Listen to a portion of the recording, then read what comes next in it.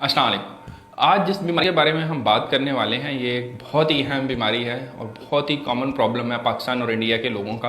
अक्सर लोग जब बुखार की कंप्लेंट के साथ किसी करीबी डॉक्टर के पास जाते हैं तो उन्हें अक्सर ही इस बीमारी का टेस्ट करवाने का कहा जाता है, लेकिन अनफॉर्चुनेटली जो टेस्ट करवाया जाता है वो अब जो है वो एशिया के अंदर उस टेस्ट का करवाना जो है वो बिल्कुल ही बेसूद है और इसका कोई फ़ायदा नहीं होता। लेकिन ज़ाहिर है जो मरीज़ है उसको इसके बारे में इल्म नहीं होता और वो बेचारे ये टेस्ट करवा लेते हैं और अक्सर लोगों का वो टेस्ट पॉजिटिव आता है, जिसकी वजह से वो बिला वजह जो है वो इस बीमारी से मुतल्लिक़ दवाइयाँ खाते रहते हैं। तो आज हम बात करेंगे टाइफाइड बुखार के बारे में।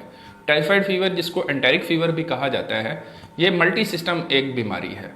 ये बीमारी जो है वो ज़्यादातर तो आंतड़ियों को, मैदे को इन्फेक्ट करती है। इसके अलावा इसके अंदर जो है वो गले की खराबी या खुश्क खांसी की अलामत भी आ जाती हैं, जिस्म में दर्दों की अलामतें भी आ जाती हैं। इसके अलावा मैदे के अंदर दर्द, कब्ज़, डायरिया की शक्ल के अंदर भी इसके अंदर अलामत आ जाती हैं।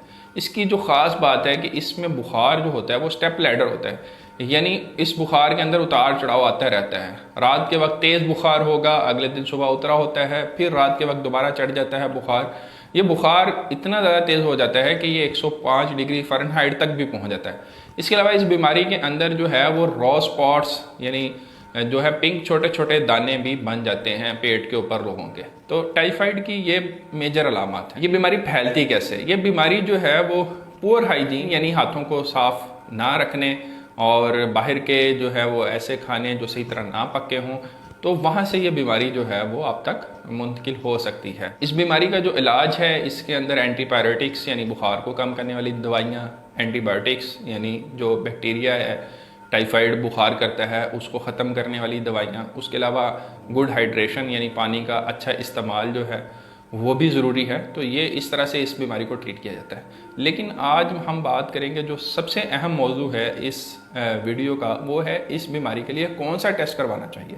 अच्छा, जो टेस्ट ज़्यादातर करवाया जाता है टाइफाइड का या विडाल का टेस्ट मोस्टली लैब्स करती हैं, वो अब इसका एशिया में कोई फ़ायदा नहीं है क्योंकि इसकी सेंसिटिविटी और स्पेसिफिसिटी बहुत कम है हमारी पॉपुलेशन के अंदर।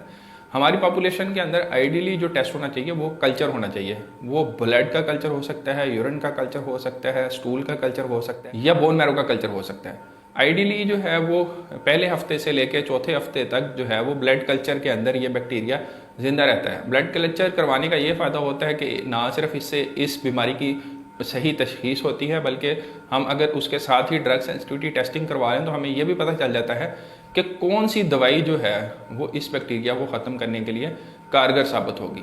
अब मसला ये हुआ है कि जो टेस्ट करवाया जाता है टाइफाइड का वो किसी का भी पॉजिटिव आ जाता है, फिर उसको अनड्यू एंटीबायोटिक्स और अनड्यू बोतलें लगाई जाती हैं और अनड्यू ट्रीट किया जाता है। इससे जो लैब वाले हैं या लोकल डॉक्टर्स हैं उनके हज़ारों लाखों रुपए तो बन जाते हैं, लेकिन मरीज़ को बिला वजह वो दवाइयाँ लगती रहती हैं, हालांकि उसको कोई और इन्फेक्शन होता है।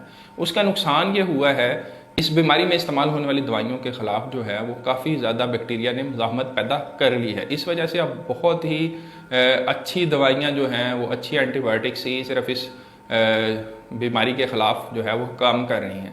इसलिए ये बहुत ज़रूरी है कि जो टाइफाइड का या विडाल का टेस्ट करवाया जाता है इसको बंद करना चाहिए। प्रॉपर जो इसके लिए ब्लड कल्चर का टेस्ट होता है वही करवाना चाहिए। आखिर में इस बीमारी से बचने के लिए आप क्या कर सकते हैं? इसके लिए अच्छी हाइजीन रखें, जब भी खाना खाएं हाथों को अच्छी तरह धो लें, अच्छा पका हुआ खाना खाएं, बाहर से खाना खाते हुए ये ध्यान रखें कि खाना गर्म हो, ठंडा खाना बाहर से बिल्कुल ना खाएं। इसके अलावा इस बीमारी के ख़िलाफ़ एक वैक्सीन भी मौजूद है, इंजेक्टेबल शक्ल में भी आती है। वो सिर्फ एक इंजेक्शन लगवाना पड़ता है, उससे जो है वो इम्यूनिटी कुछ साल तक रहती है। इसके अलावा कैप्सूल की शक्ल में भी वैक्सीन आती है जो कि 4 कैप्सूल होते हैं।